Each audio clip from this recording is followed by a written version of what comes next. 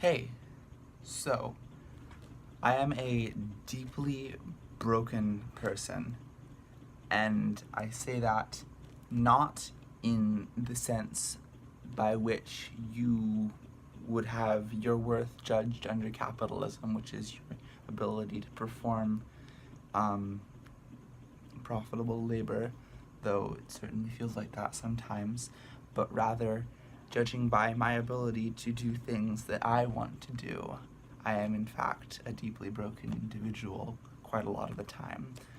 So, what I do sometimes when I feel this way, i.e., extremely depressed, what I do is I go decide that I want to do something, and then I go do it. And usually what this entails is deciding I want to go buy a bunch of candy and then go buying the bunch of candy. And there was, in fact, a problem this year when I went to try to do that, because the previous 2 years that I had done this, I had went and bought a bunch of candy corn, because I in fact love candy corn. I am in the business of upsetting as many people who want to be upset over frivolous matters as possible. That's why I'm trans. But there was the problem that I have gone and fucked up and gone and gotten the concept of candy corn associated with people that I are no longer in my life, despite my best attempts otherwise. And as a result, I had to go buy a bunch of other candy this year, as much as it hurt. So,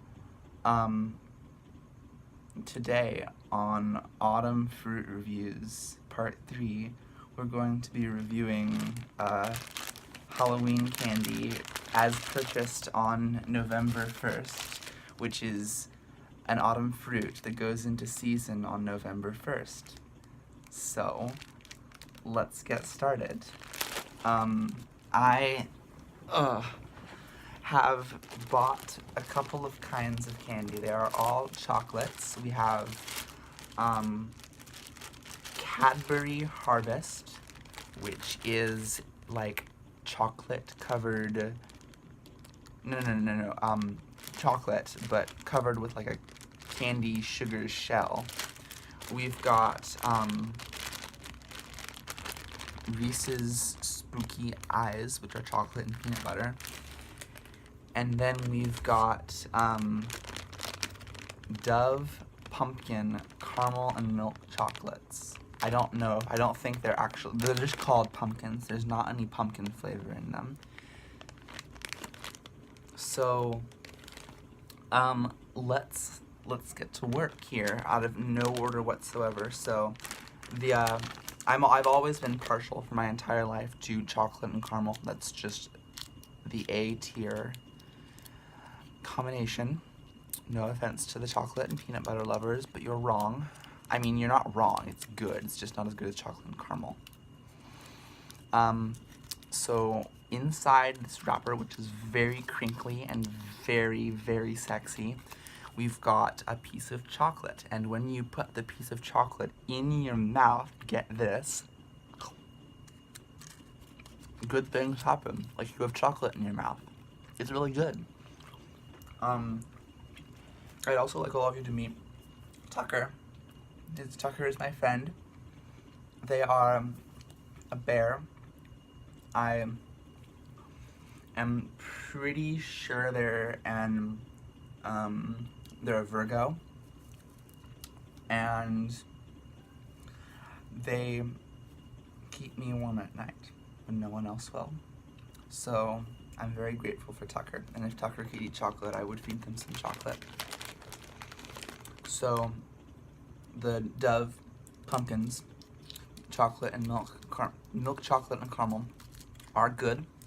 Pros are crinkly, sexy, sweet, chewy,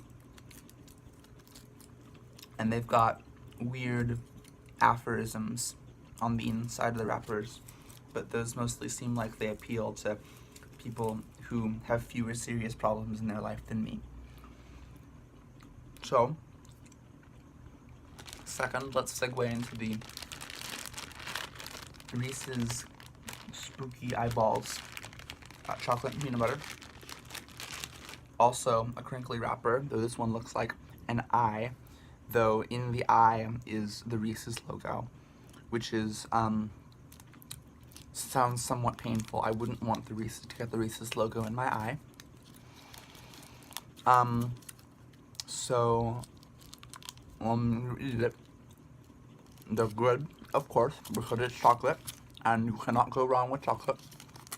It's not possible. So many of the same properties from the caramel also apply here. They're crinkly, smushy, sexy, less chewy though. I consider that a flaw. There is a thing though, like, unlike typical Reese's cups, I'm fairly sure I'm gonna test this now. Okay, I guess there is like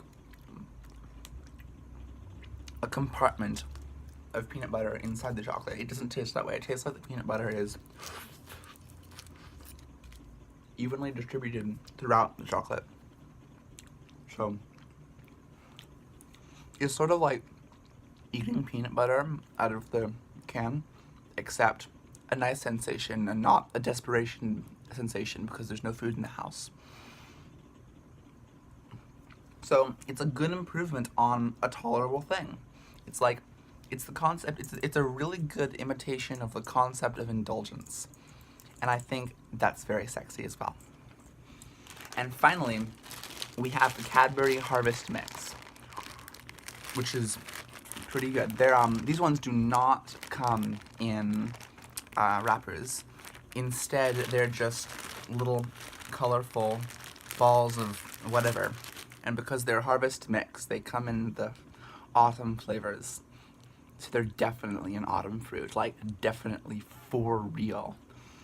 And so they're like, I don't know if we can pick up the rattling on the camera, but they're like fairly hard shelled, and when you put them in your mouth, you crunch them. Like,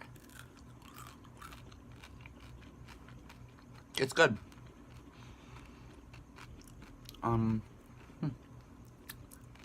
Just sort of.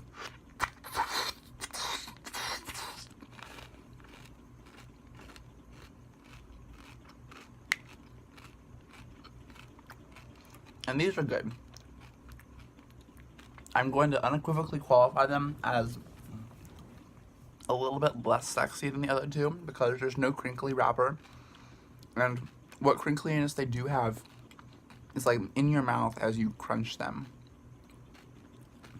Well, I guess we've decided that crunch factor is good for a fruit and indicates good and sexy things about it.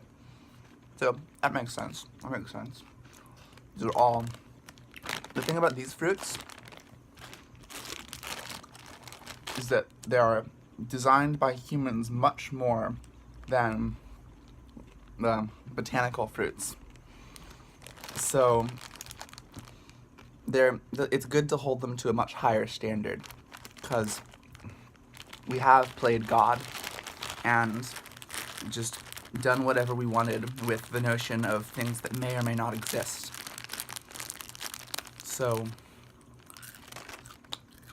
good. Hold them to a high standard. I think that it's okay to hold candy to a high standard and throw it by the wayside if it doesn't meet your standards. Because it is the folly of human, which is well within your purvey of judgment. And we want to stay within our purvey of judgment here at Autumn Fruit Reviews. So, that's about it. I fucking hate daylight savings time because it feels like I'm eating candy at bedtime, but it's only 7 p.m. So, fuck me, I guess. So, I'm going to continue to live some life, which is an approximation of my best life, and I invite all of you to do this as well. And don't forget, candy goes into season on November 1st. Stay sexy.